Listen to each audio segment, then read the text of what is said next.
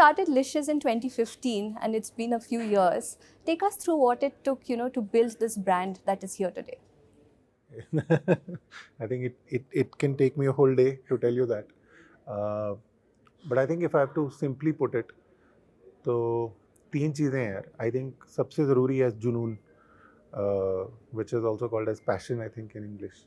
The other thing is unlearning. Uh, you know, this industry had a lot of baggage that had been inherited over the years. And finally, I think with unlearning comes that intuitive ability to therefore innovate, right? Matlab, once you unlearn, so what do you do then, right? So I think you're forced to innovate in the sector. And let me talk briefly about, what each of these mean, So Junoon means, fundamentally, I mean, this deep love for, the joy of meat, uh, the, the innate desire to want to, do something fundamentally right for the meat eater of this country who was otherwise, going from dukan to dukan, from Saturdays to Sundays, going through so much uncertainty. I think it had to come from a place where you were deeply passionate, right? And I think that passion really gave us our simple one-line mantra, Vivek and I. I still remember 2015 में, in his big Helion ventures office, उसका cabin शायद ऐसे इतना बड़ा सा था, तो वहाँ पे बैठे थे, तो विवेक सेड कि भाई अगर इस मरे हुए मुर्गे में जान डाल सकते हैं तो बात बनेगी. सो while we laughed on it back then, but it was pretty profound, what he said. And I think as we started Licious, the first thing we said is ki we will never sell what we will not feed our own families and children. I think that's the beauty of passion. If it's simple and if it's pure, people get it. The other thing is unlearning. Yeah, the category had so much baggage, right? And consumer baggage tha, industry baggage tha. Problem was that the category में every participant had dumbed down the consumer. कि यार consumer तो मतलब chicken तो chicken है, मछली है, क्या फर्क पड़ता है, right? So वो conversation इतनी dumbed down थी ना, वो comfortable थी. तो आई थिंक उसको ना फिर फंडामेंटली लिशियस को टर्बो चार्ज करना पड़ा कई सारे इनोवेशंस के through. But this baggage we had to shed कि यार नहीं यार, chicken is not just chicken, right? मतलब there is so much more to it. And what Licious is taking to consumers with Junoon, what I just said before, is not gold-plated meat. It is actually what consumers always deserved, right? And finally, यार innovation.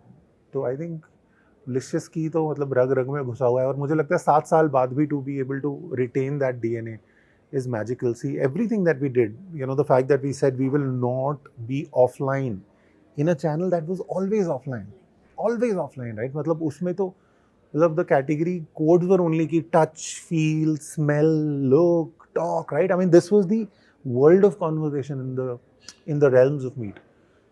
And then we say, hey, you know what, we'll go D2C. We went D2C because we believe that is the best way to serve the consumer. Look at the other things that we have done. Who would have thought, that the world's first meat-based spread will be born in a country like India? But, that's the DNA of Licious. To be able to imagine an entire supply chain for perishables in a country where cold chain is still a question mark, where 90% of our cold chain in India is dedicated to आलू, है ना? तो वहाँ पे हमने कहा कि हम पूरी सप्लाई चेन बनाएंगे, हम कंज्यूमर के पास जाएंगे. तो आई थिंक दिस हिम्मत, this belief to innovate came from the जुनून, that we had, and it also came from our ability to unlearn. कि यार ये जो चलता है ये तो नहीं चलेगा. Abhay, like you also mentioned, it was a very new category at that point. The process that you went through to even go and talk to these people who didn't understand what it meant. How difficult was it to convince the investors itself, because it's a meat category at the end of the day? What questions were you asked? How difficult was it to get that validation at that point? Vivek and I have given a moniker to the VCs of India. We call them the vegetarian capitalists, and no offense, it's in a lighter vein, but the fact was that, back then, everyone we met, at least 90% of those people were somehow, not consumers of the category. Yeah. And then they projected their biases towards the category. I think that was the number one problem. Number one problem was that, कि ये problem ही नहीं है, ये कैसी problem है? And, going to the extent of some people even telling us कि यार इससे अच्छा तो पनीर कर लो, So I think this projection of biases did not help. And then the second thing was, templatization of business models. Ki, the one question Vivek and I always got was कि US में बताइए क्या हुआ है, China में दिखाइए ऐसा model है क्या. And we kept telling them, hey, US and China and India are like completely different, right? India is a country where Sangamitra, Abhay, don't have the same chicken curry cut because our chicken curries are different, right? I mean, it's as simple as that. We are not like other countries. I think this people just didn't get here. तो बहुत ही funny चीजें हुई हैं हमारे साथ. In fact,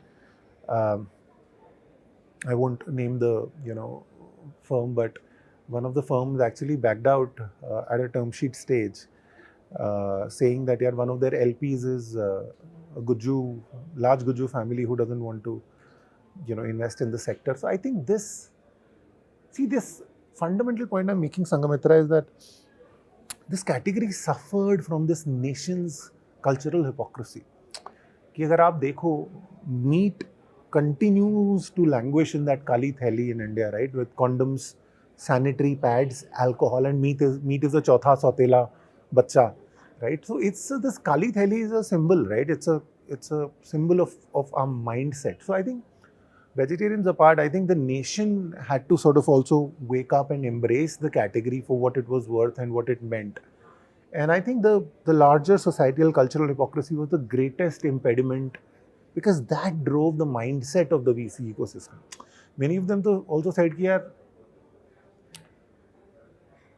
this is not something we want our firm to be associated with. आप समझ रहे हो, मतलब just this mindset कि fintech is sexy. This is not, right? So anyways, there are many stories. I wish I could go on, but I think, it was very difficult. Very, very difficult. When the package is delivered to a consumer, there are a lot that goes behind that package in terms of the processes and all of that, which the consumer obviously is not aware most of the times behind a Licious package. If you could take us through that process, what it takes to deliver that to the end product to the consumer. Now, just one thing. In Hindi, that is called charitra. In English, that is called character. And I think character of the organization is what it does when nobody sees what an organization is doing. See, I spoke about Junoon and I spoke about passion, but Junoon and passion, unless it's rooted in simple, honest, characteral fabric, right? I mean, I think it doesn't come alive. And I think as an organization, we have a DNA, of high accountability, not just to ourselves, but to our consumers, because of the simple tall order that we have ahead of us. See, Sangamitra, we are the category leaders, right? I mean, we are the category creators. What is the task ahead of us? The task ahead of Licious is the task that was ahead of Amul 40 years ago, right? When Amul started being the key crusader for the category, it didn't worry if 10 more brands got created. In fact, that was the purpose. So I think at Licious, therefore, born out of this strong, character that I believe we are very proud of, we have created a bespoke supply chain, which is the first of its kind in the world, which actually solves the world's most complex inventory problem. Let me paraphrase this for you. Now, I said India is not one India, right? And Sangamitra and Abhay don't eat the same way. So what this really means is, Sangamitra, meat is a category of, meat and fish especially, is a category of hyper customization. Now, imagine, what this means. What this means in the context of this nation and to be a national brand is that you have to actually at any given point in time carry a 300 plus SKU selection, which is highly perishable, right? And where the farm to consumer cycle is anything between 24 to 36 hours. Now, this is to be, so 300 SKU combinations with a 2 to 3 day shelf life across 140 odd delivery centers in India, running through 6 different supply chains and processing centers, coming from a few hundred farms, a few hundred landing centers and coasts, a few, thousand farmers, and all of this aggregating to reach the consumer in a 90-minute delivery promise with a less than 5% wastage. So this is a few million inventory combinations that play any time, right? And I think this is where going direct to consumer really helps. And also having a full farm to fork supply chain helps. So what allows Licious to bind all these uncertainties together is the control that Licious directly has on everything. So every single gram of meat and fish sold on the Licious platform in any format, raw, value added, is sourced, packed, quality checked, and delivered by Licious. And that allows us to control all the variables. So at the back end, we work directly with farmers and we have our own farms. This is where we grow our own produce.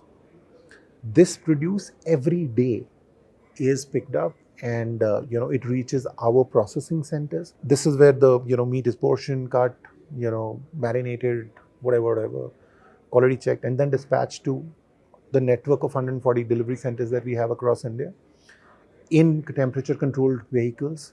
This is where the inventory finally sits. When you're sitting in Indiranagar and if you're placing an order, you see the inventory of Indiranagar. And that's how you're able to place a 90-minute order. And then the product at the last mile is actually taken to your house in a portable mini refrigerator of sorts that Licious has created. And that's what delivers that temperature controlled quality check product to your doorstep. Abhay, like you also mentioned earlier, this behavior has always remained offline. People always bought chicken or fish from the shop next to them. The behavior is obviously slightly changing. You are also serving millions of customers today. What is the scale like? And I understand the pandemic has also accelerated the growth for Licious. If you could give us some sense of the scale that Licious is at today. I could give you a sense of in different ways. So today we are in about 28 cities of India. We are serving closer to 2 million orders on a monthly basis. Our ever acquired base of consumers is close to, I think, 3 million consumers. See, this will tell you that it's a category of depth. You don't need to, acquire in width. Today I think we should be buying closer to 100 tons of produce a day, or maybe more. I'm not sure. Must be more per day.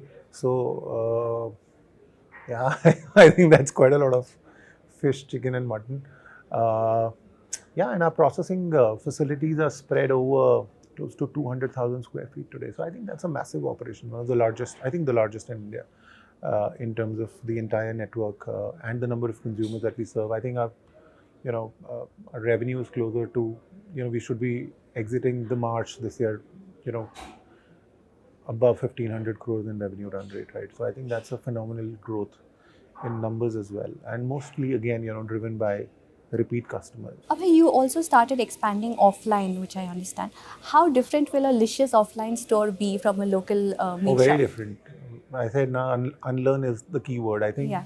the Licious offline experience will hopefully be a global model for the world to learn. I'm sure. So if Starbucks taught the world how to enjoy and consume coffee at scale across the world and democratize that, I think we are onto something special here. I don't know if you know the concept. The concept is, you come in and there's a snacking section like a meat cafe. You can order, your favorite snacks. We'll cook it for you. There's a nice community table that you can sit around, and then there's an aisle where you can shop from.